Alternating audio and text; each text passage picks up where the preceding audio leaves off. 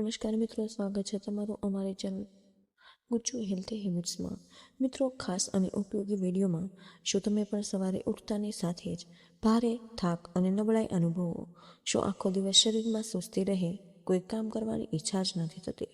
જો આવું હોય તો આ વિડીયો અંત સુધી જરૂર જોજો.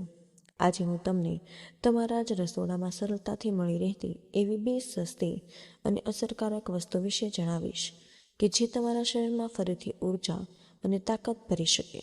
વિડીયો શરૂ કરતા પહેલાં હજુ સુધી આપણી ચેનલને સબસ્ક્રાઈબ ન કરી હોય તો અત્યારે જ મિત્રો સબસ્ક્રાઈબ તમે કરી દેજો.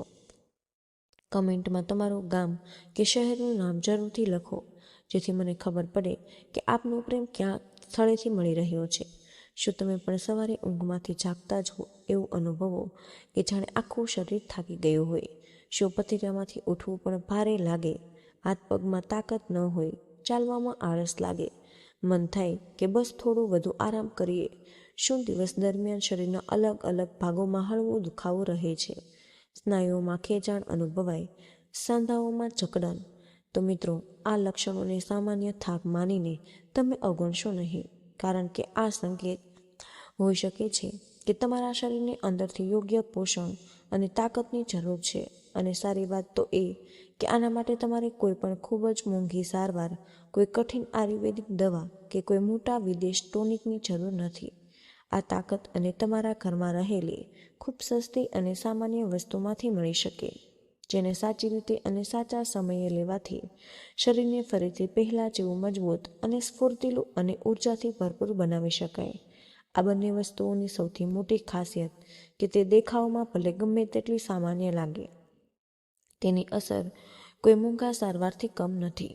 ભલે તમારી ઉંમર 40 વર્ષ હોય, 50, 60 કે પછી 70 કેમ ન હોય, આ બંને વસ્તુ શરીરમાં એ જ તાકાત અને ઉર્જા પાછી ભરી શકે. ક્યારેક તમને 25 કે 30 વર્ષની ઉંમરમાં અનુભવાતી હતી.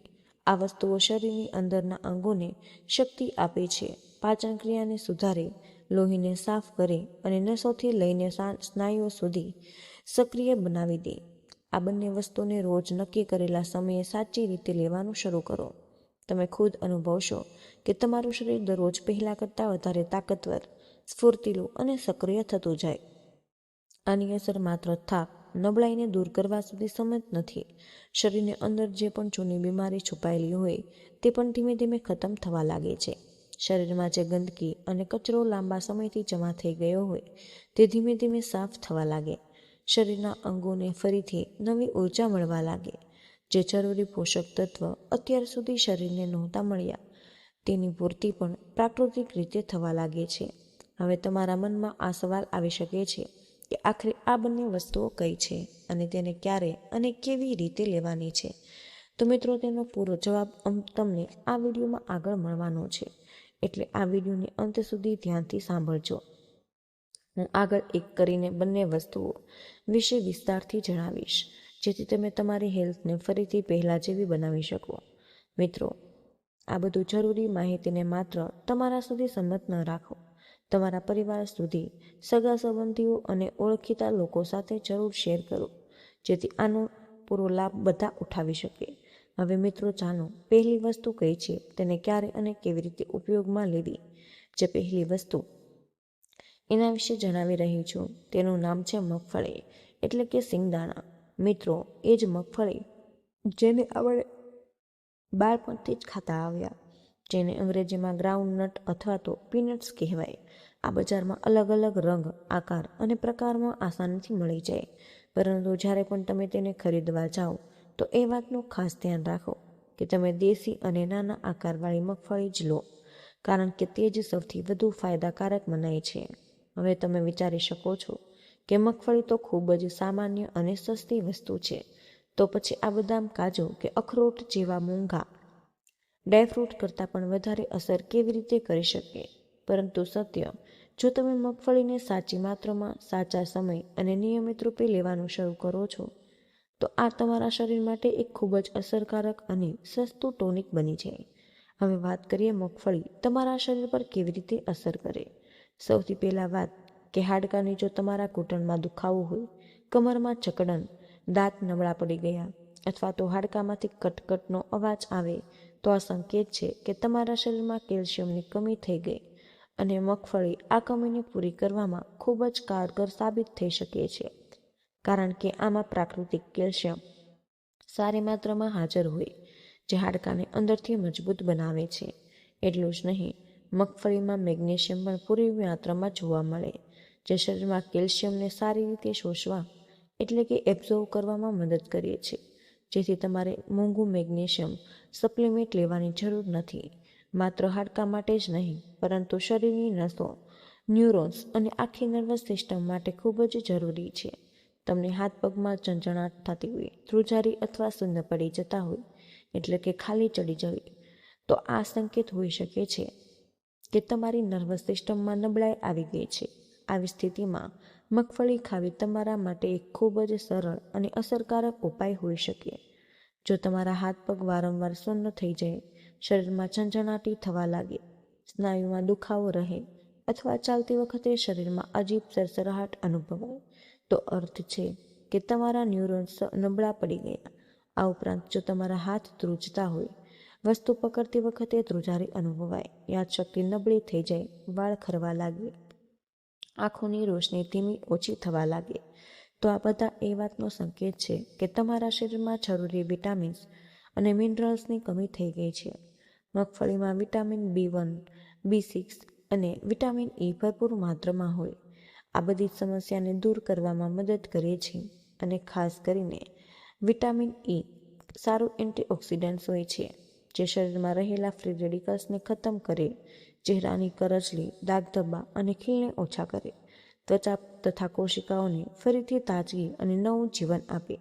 આટલું જ નહીં, મગફળીમાં zinc, fibre, iron, potassium, healthy fats અને પ્રોટીન જેવા અનેક જરૂરી પોષક તત્વો પણ જોવા મળે છે, જે શરીરની આખી કાર્યપ્રણાલીને સંતુલિત બનાવે, પાચન તંત્રને મજબૂત બનાવે અને આખા શરીરને અંદરથી મજબૂત કરવાનું કામ કરે છે.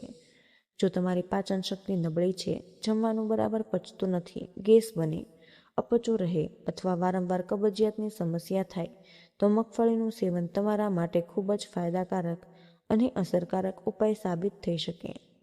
હવે પછીનો સવાલ છે કે આખરે આને લેવાનો સાચો સમય કેવો હોય, કેટલી માત્રામાં સેવન કરવું અને આને લેવાની સાચી રીત કઈ હોવી જોઈએ. પરંતુ તે માહિતી પર જોતા એ સમજવું પણ ખૂબ જરૂરી છે કે બીજી વસ્તુ કઈ છે જે મગફળી સાથે મળીને તમારા શરીરને ખૂબ જ વધારે તાકાત આપી શકે. બીજી વસ્તુ પણ મોંઘી વસ્તુ નથી, એક સામાન્ય વસ્તુ કે જે લગભગ દરેક ઘરમાં આસાનીથી મળી જાય, અને તે છે કિશમિશ, સૂકી દ્રાક્ષ. મિત્રો, એ જ કિશમિશ જેને આપણે સૂકી દ્રાક્ષના રૂપમાં પણ ઓળખીએ છીએ, જે અલગ અલગ રંગ અને આકારમાં મળે. કેટલાક લોકો હળવા પીળા રંગવાળી કિશમિશને જ સામાન્ય માને, જ્યારે કેટલાક લોકો ઘેરા રંગની થોડી મોટી અને સૂકી જાતિના મુનક્કાના નામથી પણ ઓળખે. જો તમારા ઘરમાં કોઈ પણ પ્રકારની સામાન્ય કિશમિશ ઉપલબ્ધ હોય, તો તમે તેને સાચી રીતે ઉપયોગ કરવાનું શરૂ કરો, કારણ કે આ પણ તમારા શરીર માટે કોઈ શક્તિશાળી ઔષધિથી કમ નથી હોતું. હવે જે રીતે હું તમને જણાવીશ, તેમાં મગફળી અને કિશમિશને કયા સમયે અને કેટલી માત્રામાં લેવું, આ બધું જ ખૂબ જ સરળ અને વિસ્તારથી સમજવાની છે. પરંતુ તે પહેલાં જાણો કે કિશમિશ શરીર માટે કેટલી જબરજસ્ત ફાયદાકારક વસ્તુ છે. જો તમને હંમેશા મનમાં તણાવ રહે, મગજ ગૂંચવાયેલું હોય, નાની વાત પર વધારે વિચારતા રહો અને આ કારણે મન બેચેન રહે, જેના કારણે રાતમાં ઊંઘ બરાબર ન આવે, એનો અર્થ છે કે તમારા શરીરમાં હોર્મોનનું અસંતુલન બગડી ગયું. આવા સમયે કિશમિશ તમારા માટે અમૃત જેવું કામ કરે. કિશમિશમાં પોટેશિયમ ભરપૂર માત્રામાં જોવા મળે, જે હૃદયના સ્વાસ્થ્ય માટે ખૂબ જ લાભકારી હોય અને હૃદયને મજબૂત બનાવી રાખવામાં મદદ કરે છે. તમે રોજ કિશમિશને સાચા સમયે ખાઓ છો તો તમારું હૃદય મજબૂત બન્યું રહે અને હૃદયથી જોડાયેલી સમસ્યા જેવી કે બ્લોકેજ, બ્લડ પ્રેશર અને હાર્ટ એટેક જેવી પરેશાની દૂર રહેવા લાગે.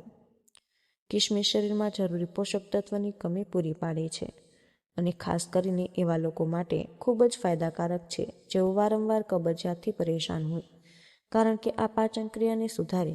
કિશમિશનો સ્વાદ મીઠો હોય એટલે તેને ખાવી સરળ પણ હોય અને તે ધીમે ધીમે પાચન તંત્રને મજબૂત બનાવે.